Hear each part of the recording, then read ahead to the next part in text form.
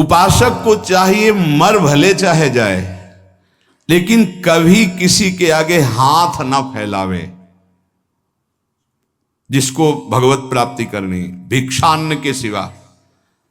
भिक्षा के लिए लिखा, भूख लगेगो मांग खाऊंगो गिनो न सांझ सवेरो। ब्रजवासिन के भूख टूक और घर घर छाछ महेरो, ऐसो कब करी हो मन मेरो। इसके लिए तो आदेश है कि आप 5 घरों से जाकर अपने उदर का पोषण करने के लिए अन्न, अगर वो पैसा देता है तो उस समय नहीं लेना चाहिए।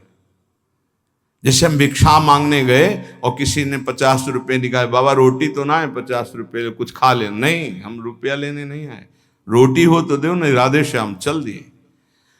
भक्त वही परिपक्व अवस्था को प्राप्त होता है जो कभी ऐसे नहीं करता, अर्थ नहीं मांगता।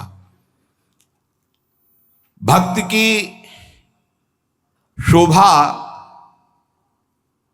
उसकी भक्ति है, ना कि धन वैभव कीर्ति। ये उसकी शोभा नहीं। ये तो जो जानते ही नहीं कि भक्ति किसे कहते, परमार्थ किसे कहते ना, आप आश्चर्य मानोगे।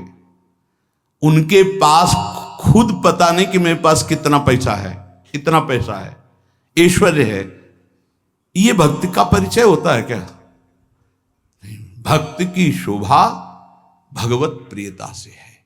ये लौकिक कीर्ति, लौकिक निर्माण, लौकिक संपत्ति से भक्ति की महिमा नहीं। अरे भाई 4 आश्रम है, 40 आश्रम है, 100 आश्रम, इससे नहीं हुए, स्थिति से है। भक्त की शोभा भक्ति से है, भगवत प्रियता से है।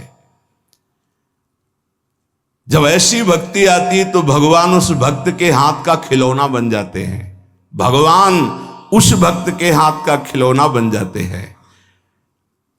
रहे सर्वत्र एक समान, पर निज भक्तों के लिए छोटा है भगवान। भगवान अपने भक्तों के लिए सबसे छोटे बन जाते हैं, और जैसा वो चाहता है भगवान वैसे खेलते हैं। भक्त 3 प्रकार के होते हैं। एक होते सकाम, एक होते निष्काम, और एक होते प्रेमी। सकाम भक्त जो भगवान की आराधना लौकिक पारलौकिक भोगों की प्राप्ति के लिए करते हैं। ज्यादा मिठास नहीं इसमें, इसमें मिठास नहीं होती। सकाम भक्ति में बड़ा कड़ुआपन लगता है जब वृंदावन की भूमि से देखे। अपने बेटे को जब भोजन पवाते हो तब क्या कामना होती है तुम्हारे अंदर? बेटा पाले और स्वस्थ रहे। लेकिन जब भगवान को भोग लगाने के पहले ही सोचते हो कि हे बिहारी जो, अगर ये काम मेरा बन गया तो तुम्हें भोग लगा देंगे। अखिल कोटि ब्रह्मांड के स्वामी तुम्हारे भोग के भूखे बैठे हैं। सौभाग्य है कि तुम्हारा भोग लगाने का भाव आ रहा है। अपने बेटे जैसा प्रभु को नहीं पवा सकते क्या? कोई भी मां अपने बेटे को पवाती है, उससे पूछो तुम्हारी क्या कामना है? कहीं पागल हो, मेरा बेटा कामना क्या है? वो अच्छे से दूध पी ले, खा पी ले और खेले, यही वो खाए पिए, उसका घर है, मेरा बेटा है। क्या भगवान के द्वारा दी हुई सारी सामग्री तुम्हारे पास नहीं? क्या तुम श्री भगवान के अंश नहीं हो? क्या अपने प्रीतम प्रभु को ऐसे भोग लगाया जाता है, तय करके भोग लगाया जाता है? क्या आप अपने बेटे को, अपने पति को, अपने प्रियजनों को, अपने संबंधियों को ऐसा ही भोग लगाते हो? नहीं, कोई कामना नहीं होती। और दुलार करके परोस परोस के पवाते हो कि जितना अधिक पाले मेरा बेटा अच्छा है। तो मेरे प्रभु, तो सकामता में मिठास नहीं होती, एक लेन देन का व्यापार होता है, उसको प्रभु से कोई प्रियता नहीं होती। इसीलिए खास कोई बात नहीं हुई। बस इतना ही भगवान की महिमा है कि वो इनको भी उदार कह रहे हैं कि जो अर्थार्थी आर्त है, जिज्ञासु है, ज्ञानी है, उसमें आर्त और अर्थार्थी भी उदार ही हैं, क्योंकि वो मेरे से मांग रहे हो। वो भगवान की उदारता है। क्या इसमें कोई स्वाद नहीं लगता, छरछराहट सी लगती है अंदर। आपको फूल बंगला बनवा देंगे, आप हमारा ये काम कर दो। अरे जिनके एक संकल्प से अनंत ब्रह्मांडों की सुगंध और पुष्प वाटिकाएं, ऐसे देववन हैं कि आप लुभायमान हो जाएं, बेहोश हो जाएं, ऐसी सौरभ है वहां। कल्पतरु, मंदार, पारिजात आदि विविध वृक्षों से परिपूर्ण देववन, ऐसी ऐसी दिव्य वाटिकाएं, कैलाश की शोभा पढ़ो, बैकुंठ की भगवान का कितना बड़ा वैभव है। उनको तुम 2-4 लाख के बाहरी फूल मंगा के बिना सुगंध वाले नीले पीले रंग दिखाई देते, सौरभ थोड़ी, भगवान उससे प्रसन्न नहीं होते। सही मानो आज तक जो शास्त्रों में स्वाध्याय हुआ और संतों की कृपा से भगवान सिर्फ अपनेपन से प्रसन्न होते हैं, अपनापन। और वो अपनापन सकामी पुरुष दे नहीं सकते, बीच में पर्दा रहता है, भगवान और हम और भगवान आप हमारा ये काम कर दो, हम आपके लिए मंदिर बनवा देंगे। हाँ, ऊसर में बैठे हैं, तुम मंदिर नहीं बनवाओगे तो अभी, अरे भाई अनंत ब्रह्मांडों का सृजन केवल एक पलक झपकने में हो गया जिनके, भ्रकुटी विलास सृष्टि लय हुई। कैसा अपने बेटे के लिए घर कैसे बनवाते हो? इसमें बहू बेटा रहेगा, इसमें हम रहेंगे, इसमें बड़ा रहेगा, इसमें छोटा रहेगा। मंदिर भी हम ऐसे बनवाते, भोग भी हम अपने बेटे जैसा लगाते। अपनापन नहीं तो भगवान न भोग पाते हैं न मंदिर में बैठते हैं, ध्यान रखना। अपनापन सारा खेल भाव का है। लाला बाबू के जब श्याम सुंदर चंद्रमा ठाकुर जी विराजमान हुए तो मंत्रों के द्वारा प्राण प्रतिष्ठा हुई। तो लाला बाबू नजदीक गए और भाव में भरकर जे प्रभु को हृदय से लगाया, बोले आ गए प्रभु। बोले प्रमाण दीजिए। माखन जो भोग लगाने के लिए लाया गया था ऐसे माथे पे रख दिया। तो जब तक शरीर में गर्मी नहीं होगी तो माखन कैसे, पूरा माखन पिघल करके बह गया। बोले प्रभु आ चुके। भाव, प्रभु कहाँ थे? भाव, जहां भाव किया, भाव मेरे प्राणनाथ, मेरे जीवन धन। सकाम भाव में बहुत कड़वाहट है, वृंदावन की भूमि से देखने पर बहुत कड़वाहट है, वो कोई खास बात नहीं है। अरे भगवान के आंसू निकल आए महाराज। जब करदम जी ने 10,000 वर्ष तपस्या की और श्री भगवान प्रकट हुए, भगवान ने कहा मैं तुम्हारी तपस्या से बहुत प्रभावित हूं, वरम ब्रूहि, वरदान मांगो। तो उनका पत्नी चाहिए, तो आंसू निकल पड़े कि मेरी प्राप्ति में मेरे दर्शन का फल है। उसी से बिंदु सरोवर बना, भागवत में वर्णन है। तब अपनी तरफ से करुणा वरुणालय प्रभु ने कहा कि मैं तुम्हारा पुत्र होकर आऊंगा, और कपिल भगवान के रूप में आए और उपदेश करके परम कल्याण किया करदम जी का। सकाम भक्त जो लौकिक पारलौकिक विषयों की मांग पे मांग प्रभु से करते रहते हैं और भगवान की भक्ति भी करते हैं, वो भक्ति करते ही इसीलिए हैं कि ये करूंगा तो ये मिल जाएगा, ऐसा करूंगा तो ये मिल जाएगा। दूसरे हैं निष्काम भक्त। ये मीठे हैं। निष्काम भक्त, इसमें मिठास है, क्योंकि ये केवल दो के लिए ही साधना करते हैं, या तो ज्ञान प्राप्त होकर मोक्ष की प्राप्ति हो जाए या भगवत प्राप्ति हो जाए। दो ही होते हैं निष्काम में। ये निष्कामता की मांग दो प्रकार की, इसमें भी मांग है मैं मुक्त हो जाऊं या भगवान को प्राप्त हो जाऊं, सारिष्ट सामीप्य सारूप्यादि मोक्ष। लेकिन तीसरे जो भक्त हैं ये मीठे ही नहीं हैं, ये रस भरे हैं, जिनको प्रेम लक्षणा भक्ति कहते हैं। ये सारिष्ट सामीप्य सायुज्य एकत्व आदि कैवल्य पदादि भी दीयमानम न गृहणन्ति बिना मत सेवनम जनाः, ये सब मोक्ष पदवी देने पर भी स्वीकार नहीं करते। आपके सिवा मुझे नहीं चाहिए। इनका जो स्वरूप है सदा सर्वदा प्रेमोन्मत्त रहते हैं। सकाम भक्त मिठास नहीं, निष्काम भक्त मिठास युक्त, क्योंकि मोक्ष पदवी अखंडानंद, भगवत प्राप्ति परमानंद। लेकिन इनसे भी बढ़कर के जो दीयमानम न गृहणन्ति बिना मत सेवनम जना, वो प्रेमी भक्त, वो रसोन्मत्त रहते हैं। प्रेमी भक्त वो प्रेम रस सीधाम वृंदावन प्रदान करता है, गुरुदेव प्रदान करते हैं, प्रेमी महाभागवत जन प्रदान करते हैं। वो किसी भगवान से किसी भी तरह की कोई चाह नहीं, ना मोक्ष की न भगवत प्राप्ति की, कि हमारा कल्याण हो जाए, मंगल हो जाए और आप हमें नहीं। बस जेहि विधि प्रभु प्रसन्न मन होई, करुणा सागर कीजे सोई। जिस तरह आपका मन प्रसन्न हो, आपको लगे कि दर्शन देना है तो आ जाना, आपको न लगे मत आना। बस हम रो रो करके आपके नाम को पुकारते रहेंगे, आंसुओं से भिंगो भिंगो कर नाम जपते, राधा राधा राधा। हमें कुछ नहीं चाहिए, आपको आना हो आ जाना, आपको ना आना हो। हम रोते रहेंगे, पुकारते रहेंगे, ये हमारा विषय है, पर वो आप स्वतंत्र हो। जे विधि प्रभु प्रसन्न मन होई, करुणा सागर कीजे सोई। ये बहुत ऐसे भक्त भगवान को अधीन कर लेते, क्योंकि भगवान का एक नाम है प्रेमाधीन, प्रेम के अधीन हो जाने वाले।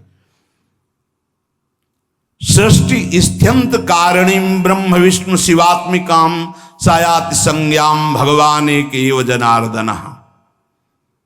हमारे प्रभु ही जब सृष्टि रचना का समय आता है तो ब्रह्मा रूप धारण कर लेते हैं, पालन करने के लिए विष्णु रूप धारण कर लेते हैं, और विनाश लय करने के लिए रुद्र रूप शिव रूप धारण कर लेते हैं।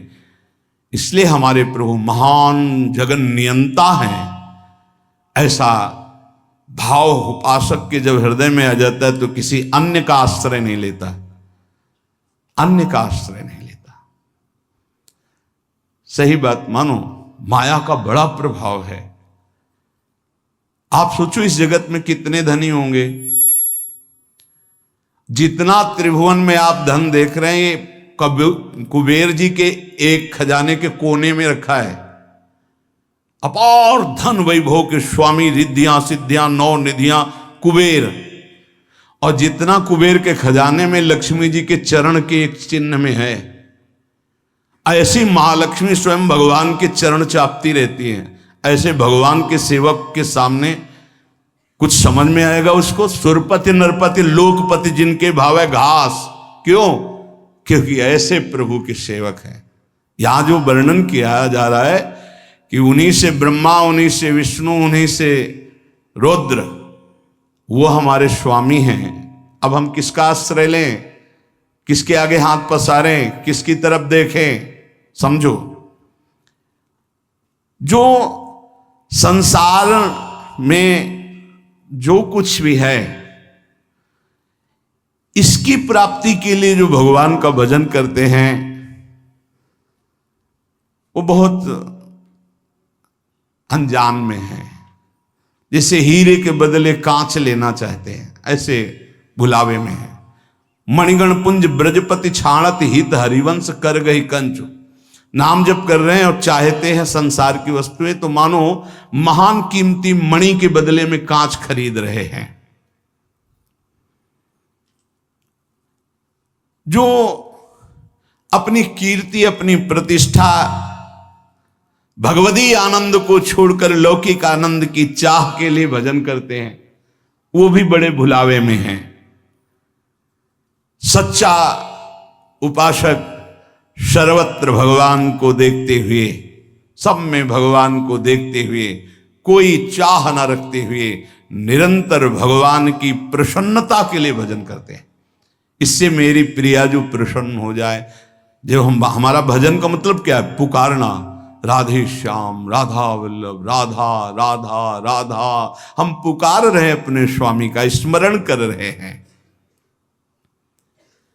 कहीं भी महत्व ना हो जाए, कहीं ना महत्व हो। बहुत विचित्र माया है ये। हम बार बार प्रार्थना कर रहे हैं, इस बात को आप कृपा करके समझने की चेष्टा करें। प्रभु के समान सिर्फ प्रभु हैं, दूसरा कोई नहीं। इतना बात समझो, प्रभु के स्थान पर कोई ना आ जाए। ये बड़ी माया प्रवीण है कि प्रभु के स्थान में कोई वस्तु व्यक्ति स्थान भेज सकती हो, कोई भी। बस आपकी चतुरता इसी में कि प्रभु के स्थान में केवल प्रभु रहने चाहिए। ये आप देख लीजिए, इसकी पहचान है कि जब वो प्रभु से बढ़कर कोई वस्तु बना के माया भेजेगी तो प्रभु को भूल जाओगे आप। आपकी दृष्टि में जहां प्रभु से बढ़कर हुई तहां प्रभु को भूल जाओगे। प्रभु को भूल गए तो अभी आपकी भक्ति बहुत ही कमजोर है। अब आप ये देख लीजिए, जब आप टीवी देखते हैं तो आपका निरंतर मंत्र चलता है, जब आप किसी से बात करते हैं तो वृत्ति भगवान में होती ही नहीं, जब आप भोजन करते हैं तब वृत्ति भगवान में होती है, जब आप चल रहे होते हैं तो वृत्ति कहां होती है। ये सब बातें, अगर आप किसी व्यक्ति से बात कर रहे हैं, प्रभु को भूल गए अंदर से, तो व्यक्ति बड़ा हो गया, प्रभु का स्मरण छूट गया, प्रभु छोटे हो गए। आप कोई रुपया पैसा भोग सामग्री कोई दृश्य मनोरंजन, प्रभु का नाम छूट गया, वो ज्यादा हो गया। किस कोटि के भक्त हो, माया के एक प्रापंचिक विषय में इतनी सामर्थ्य आ गई को भगवान को भुलवा दिया, तो तुम्हारी निष्ठा कहां रही, तुम्हारा चिंतन कहां रहा। जरा इस कसौटी पे कसो अपने को, इस कसौटी पे देखो, ये देखी हुई बात यहां की कहते हैं।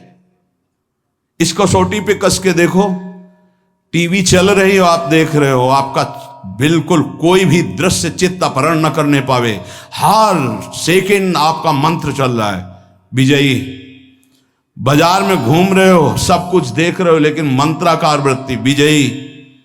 कोई व्यक्ति सामने है, उससे बात कर रहे हो, लेकिन भाव में एकदम भरे हुए, एकदम भगवान का विस्मरण, एक सेकंड का विजयी। अच्छे अच्छे पदार्थ सामने रखे, खा रहे हो, लेकिन चिंतन प्रभु में विजयी।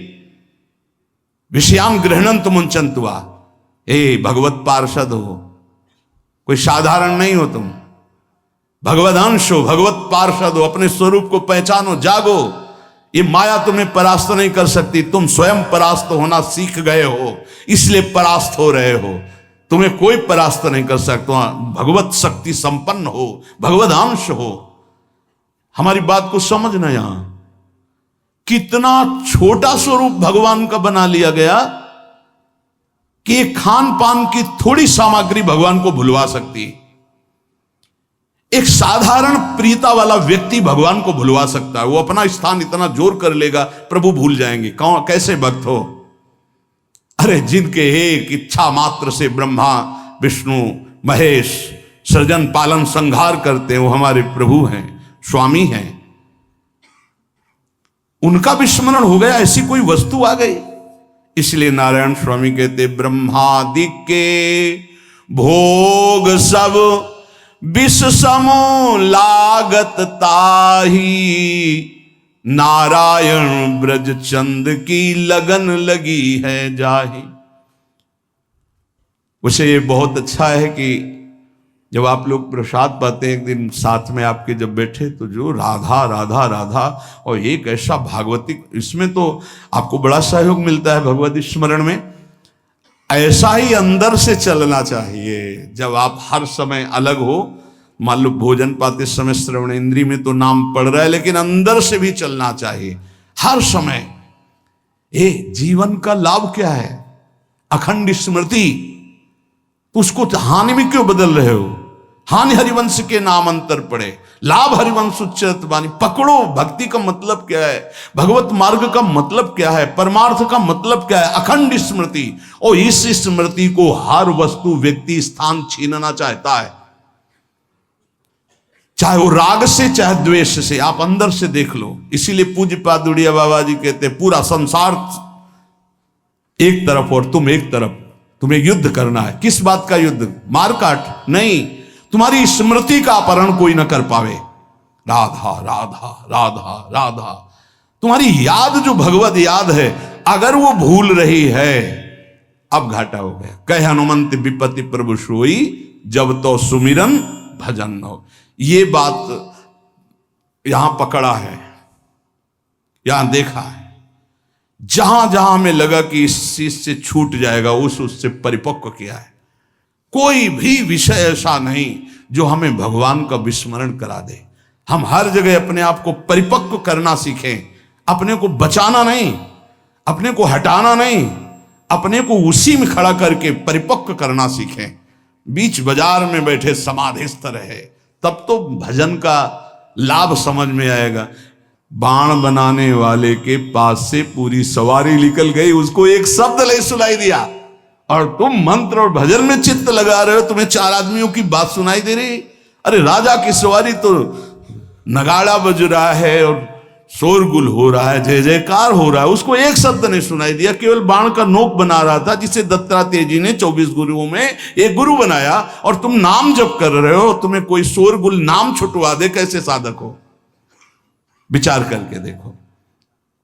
तो उपासक को अपने उपास्य देव की उपासना जो गुरु प्रदत्त है, उसी से संबंधित बातें सुननी चाहिए, अन्यथा कान बंद रखना चाहिए, नहीं तो फिर वो दोष जो वो आ जाता है। अमुक पाठ कर लें, अमुक स्तोत्र कर लें, अमुक रक्षा कवच कर लें, इन पर विश्वास है, 4 कण रज के लेके पूरे शरीर में लगा लिया वृंदावन की, इससे बड़ा कोई रक्षा कवच नहीं है। अरे इसी रज को ऐसे ऐसे करके भगवान की रक्षा कवच में भगवान का नाम उच्चारण किया जा रहा है। भागवत में पढ़ के देख लो, ये वो रज है जो भगवान स्वयं अपने मस्तक पर धारण करते हैं। नहीं समझ में आया? अनुब्रजाम में हम नित्यम कुए त्यंग रेणु भी, और कुछ न समझ में आवे तो कह रहे भक्त चरण रज लेने के लिए पीछे पीछे डोलता हूं। तो ये तो महाभागवतों की प्रेममयी आंसुओं से भींगी हुई भूमि है, और स्वयं प्रिया चरण रज जान के लुठत रसिक सिरमौर। इसलिए अपने भजन रस सिद्धांत को समझे, और जब गुरु प्रदत्त ही होना चाहिए। ये महाभागवतों की बात कर रहे हैं। ऐसा नहीं कि कहीं पढ़ लिया आपने कि ये इतने महीने जपने में ये सिद्धि आ जाएगी, भूल मत करना। गुरु प्रदत्त नाम और मंत्र के सिवा कहीं भी हमारी रुचि नहीं रह जानी चाहिए कि थोड़ा 5 माला ये कर लेते हैं कि उससे सपोर्ट हो जाएगा और इससे ये हो जाएगा, और फिर अपना गुरु मंत्र जप लेते हैं। ऐसे आते हैं प्रश्न। वो बाहर के होंगे, अपने रसना कटो जो अन रटो। गुणानुवाद अपने आराध्य देव का, श्रवण फूटो जो अन सुनो।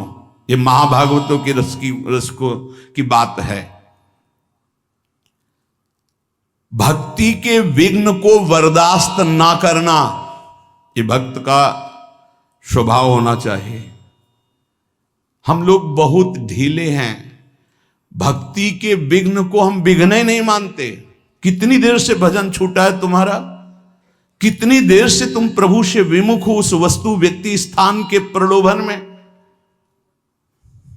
बड़ा विचित्र है। बहुत सावधान, बहुत सावधान। माया की चकाचौंध भुलवा देती है, हरि को चकाचौंध भुलवा देती है। संसार का आकर्षण इतना बड़ा है, यही तो बड़ा विचित्र। और भूले तो भूले तुम जिन भूलो मालाधारी, स्वामी हरदास जी कहते। अरे और तो भूले ही है, तुम क्यों भूलते हो? तुमने तो उनका माला पहन लिया, कंठी पहन ली। उनसे बड़ा कोई है? उनसे बड़ा कोई है? अपने स्वामी से बड़ा कोई नहीं। चर्चा किसकी हम करेंगे? गुणानुवाद किसका करेंगे? अपने प्रभु का। बता रहे हैं विश्व ब्रह्मांड में जितना धन है कुबेर के कोने में, कुबेर के पास जितना खजाना है लक्ष्मी जी के एक चरण चिन्ह के कोने में है। वो लक्ष्मी जी जिनके चरण सहलाती रहती हैं वो हरि हैं, और वो हरि जिनके चरणों में महावर रखते हैं हमारी प्रिया जो है। इसके आगे बोलो, पूर्णता प्रेम की, क्योंकि प्रिया जो कौन है? पूर्ण प्रेम, शांद्रा आनंद घन प्रेम मूर्ति किशोरी। अब हम चर्चा किसकी करेंगे? नीचे करेंगे किसी की? अरे सुरपति नरपति लोकपति जिनके भाव है घास। समझे में नहीं आ रहा, समझे में नहीं आ रहा। बहुत विचित्र है, बहुत विचित्र, अति विचित्र भगवंत गति। हा, सामने अनंत ब्रह्मांडों के स्वामी की महिमा और एक तरफ माया की महिमा। स्वामी को धक्का लगा के बाहर, माया को अंदर। ऐसा प्रभाव माया का है, बड़ा विचित्र। जिस समय सोने की थाल और कटोरी सब लगा के लक्ष्मी जी बूढ़ी के रूप में ना भगत से प्रसाद पाया, बोले ये जूठे पात्र हम दोबारा नहीं रखते। अरे मैया तू तो रुक, अब यहां नारायण बैठे थे, बोले जहाँ ये रहते हैं ना साधु बाबा सन्यासी जन, हम वहां टिकते नहीं ज्यादा दिन, तो इसलिए बोले स्वामी जी झोला उठाओ आप अपना चलो। बोले नहीं बेटा, हमारी तो इच्छा थी आज रात्रि ना माता जी रहेंगी। पिताजी को भगा दिया। जो ही पिताजी गए माताजी अंतर्ध्यान हो गई, क्योंकि नारायण की भी लौट टिक नहीं सकती। ये खेल है, समझ लो। अच्छे अच्छे नारायण को छोड़ दें, ऐसा है माया का प्रभाव। भक्त भक्ति के विघ्न को बर्दाश्त ना करे, चाहे कोई वस्तु हो, व्यक्ति हो, स्थान, कुछ भी हो। जो मेरे प्रभु का विस्मरण करा रहा, बर्दाश्त नहीं होना चाहिए। लेकिन आप खूब बर्दाश्त कर लेते, चैन से बर्दाश्त कर लेते। नहीं, देख लो अपने लोग कितने प्रमादी हैं कि इस बात से हमें दुख नहीं होता। तद स्मरणेन परम व्याकुलते, आराध्य देव का विस्मरण हो रहा है, मुझे चैन है। बहुत विचित्र बात है। सत्संग छूट गया, तुम्हें बेचैनी नहीं हुई? तुम्हारी दिनचर्या टूट गई, तुम्हें बेचैनी नहीं हुई? तुम्हारा नाम छूट गया, तुम्हें बेचैनी नहीं हुई? नहीं, किसी भी स्थिति में नहीं। विचार करो, पूज्य राधा बाबा के चरित्र में जरा अंदर गांठों से गठिया बात इतना बढ़ा हुआ था कि बाबा एक कदम नहीं चल सकते थे। और गंगा जी की रेती में सत्संग हो रहा था, तो पूज्य बाबा को कौन सा ज्ञान नहीं, आप हमें बताओ। वो प्रार्थना कर रहे थे जो उनकी सेवा में थे कि मुझे वहां तक पहुंचा दो। बोले थक गया हूं, मेरी सामर्थ्य नहीं। बोले पहुंचा दीजिए। बोले चले जाओ ना। बड़ी चूक हो जाती है, जानते हो। जब हम चरित्र पढ़ते हैं महापुरुषों के, तब लगता वो महापुरुष है। जब सेवा में होते ना पास, तो नहीं लगता। देखो कैसे उत्तर दे रहे हैं बाबा को, या इतना ही प्रिय तो आप चले जाओ, हम तो थक गए हैं। प्रसंग है, पढ़ के देख लेना कि बाबा ने एक बांस उठाया और कहा, क्या तुम जानते हो श्री कृष्ण में वहां तक नहीं पहुंचाएंगे? पहुंचाएंगे। और कढ़िलते हुए बांस के सहारे से इतनी दूर तक पहुंचे जहां से सत्संग सुनाई दे रहा था। क्या सत्संग में बाबा को जानना है? सर्वज्ञ महापुरुष हैं, पर है कोई सत्संग की महिमा? क्या हमारे अंदर चुभता है कि आज का सत्संग छूट गया? क्या चुभता है आज का वाणी पाठ छूट गया? अरे जिस सभा में हम बैठकर वाणी गायन हो रहा है, उसमें बैठे प्रियाजू का यश हो रहा है, साधु मंडली में बैठे, इससे बड़ा सौभाग्य क्या? क्या हम जलते हैं कि आज हमारा इतनी देर से भजन छूट गया? क्या हम कभी रोए कि हमारी सेवा छूट गई? प्राणांतक कष्ट हो तो भी सेवा नहीं छूटनी चाहिए। प्राणांतक कष्ट हो, अगर हम शकिल पाते हैं तो शकिल शकिल करके वो सेवा कर देंगे। हमारे गुरुदेव की, इष्ट देव की सेवा, ये केवल प्रवचन ही नहीं, गुरु प्रताप से कह रहा हूं। भक्त को भक्ति के विघ्नों को बर्दाश्त नहीं करना चाहिए।